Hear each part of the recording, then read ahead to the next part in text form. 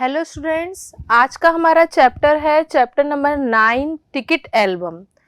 इसमें ticket album आप सब जानते ही होंगे कि टिकटों को इकट्ठा संग्रह करने की जो फाइल होती है उसे हम एल्बम कहते हैं। तो टिकट एल्बम यानी किसी भी देश के टिकट्स इकट्ठे करके और उनकी एक फाइल बनाना। ठीक है, तो इसमें दो दोस्त होते हैं, सहपाठी होते हैं, राजप्पा और नागराजन। राजप्पा के पास एक टिकट एल्बम की बहुत अच्छी फाइल होती है, एल्बम होती है टिकट्स की। तो वो सभी लोग उसको देखते हैं, उसकी प्रशंसा करते हैं। एक दिन क्या होता है कि नागराजन के मामा जी सिंगापुर से उसके लिए एक टिकट एल्बम भेजते हैं जो बहुत ही सुंदर होती है, इसलिए स्कूल में उसकी ही चर्चा होती है। इससे जेलस होके कुड़के राजप्पा दुखी होने लग जाता है। एक दिन वो निश्चय करता है कि नागराजन के घर पे जाकर उसके वहां से एल्बम चुरा लाता है। और इसको देखते देखते नागराजन दुखी होते होते अपनी एल्बम को ढूंढते हुए वापस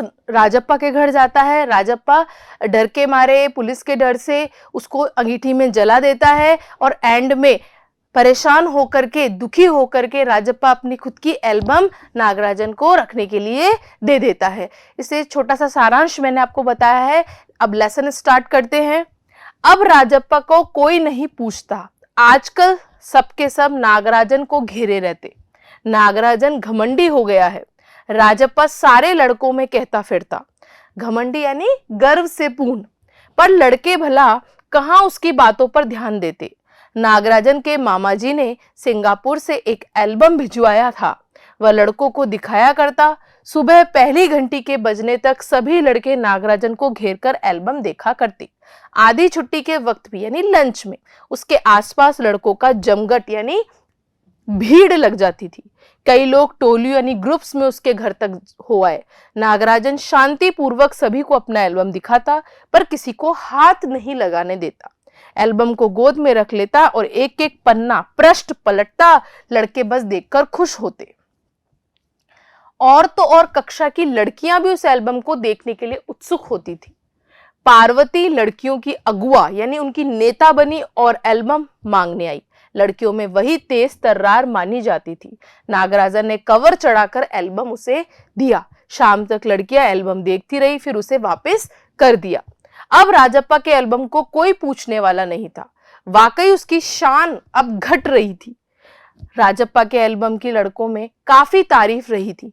मधुमक्खी की तरह उसने एक एक करके टिकट जमा किए।